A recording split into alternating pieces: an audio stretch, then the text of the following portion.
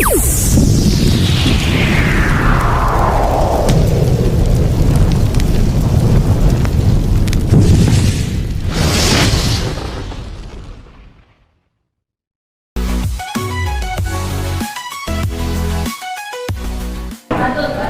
araw, ako si FO1 Diana Jane Cuario at nandito tayo ngayon sa Vegan Conservation Complex para sa BLS training ng mga personnel ng BFP Ilocos Sur. Bilang pakikiisa sa Fire Prevention Month 2026, ang mga tauhan ng Bureau of Fire Protection Ilocos Sur ay aktibong lumahok sa Basic Life Support Training na ginanap noong March 12 to 13, 2026 sa Vegan Conservation Complex, Vegan City sa pangunguna ni Fire Senior Superintendent Romel B. Borja, Provincial Fire Marshal. Layunin ng pagsasanay na mapalakas ang kakayahan ng mga bumbero sa CPR, airway management at tamang paggamit ng AED upang mas maging handa sila sa pagtugon sa mga medical emergency at mapanatili ang kaligtasan ng komunidad. Bukod sa mga technical training, nagkaroon din ng mga masayang aktibidad at team building games na nagpalakas ng samahan, kooperasyon at magandang samahan ng mga kalahok. Pinapakita ng gawain ito ang patuloy na pagsisikap ng BFP Ilocos Sur Provincial Office na palakasin ang kahandaan sa sakuna at kaligtasan ng komunidad habang hinikayat ang kultura ng pagiging handa at responsable sa lahat.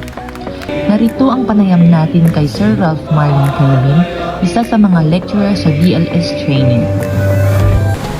Magandang umaga, sir. Sir, maaari po ba kayong magpakilala? So, good morning. Ako nga pala po si Ralph Marion Carabin, isang nurse sa Ilocos Sur Provincial Hospital Gabriela Silang.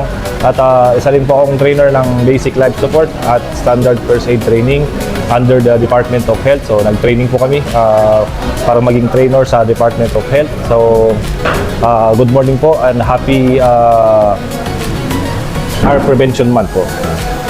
Sir, ano po ang inyong mensahe sa mga BFP personnel tungkol sa kahalagaan ng patuloy na paghasa at pag-improve ng kanilang BLS skills para sa pagliligtas ng buhay?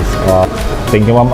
Regarding po sa pagpapatraining ng Basic Life Support at Standard First Aid, una-una po, nagpapasalamat po kami sa pag-invite sa amin, sa aming grupo, together with from Provincial Health Office and also from Magsingal District Hospital, sa mga kasama ko pong trainers sa pag-imbita regarding sa training ng Basic Life Support, Standard First Aid. So, ang training po, napaka-importante sa Basic Life Support kasi sabi nga nila, kahit nasa basic lang tayo, at least, nasabi ko naman sa lecture, ma'am, na at least one household ng isang household member alam kung paano mag-CPR po. So, ang importante po kasi pag sa mga basic lang, Basic Life Support, at least alam natin ang gagawin natin kung just in case, for example, kung sa mga mangyari sa kapitbahay natin or sa mga loved ones natin, at least alam natin kung ang gagawin. Alam kung paano mag-CPR, kung paano, for example, sinabi ko nila yung mga choking patients, at least alam natin. And pag nagpapatraining din po kami, sinasabi din po namin kung mga at least kung pwede din kayong magpa-training, lalo na sa mga community natin, at least marami tayong matatouch na mga lives. Lalo na ngayon, madami tayong mga pasyenteng, for example, yung mga choking patients, mga atake sa puso, ma'am.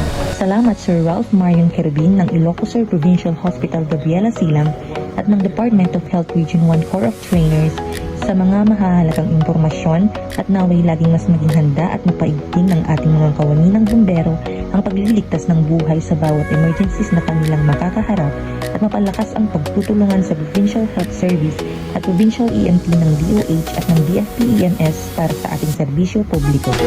At yan ang kabuuan ng aming balita para sa BFP TV Ilocos Region 1 Ilocos Sur.